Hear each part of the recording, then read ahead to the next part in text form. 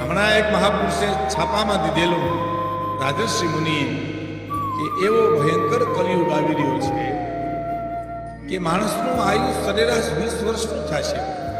માણસાએ કંઈ ગોઈથી જડશે નહીં.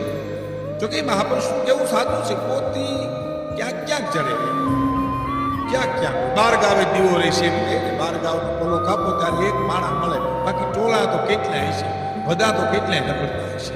એને માણા કહેવાય નહીં, એને બધા કહેવાય. પણ એમાંથી બચવા ખાતર મહામુનિએ મહારાજને રસ્તો બહુ સારો બતાવ્યો કે 5 પાપથી જો તમે બચી જાઓ તો કલિયુગ તમારો વાળમાં પૂર્ણ કરી શકે. 5 પાપ ક્યાં? હિંસા ન કરવી, ચોરી ન કરવી, વ્યભિચાર ન કરવો, અસત્ય ન બોલવું અને સંગ્રહ ન કરવો.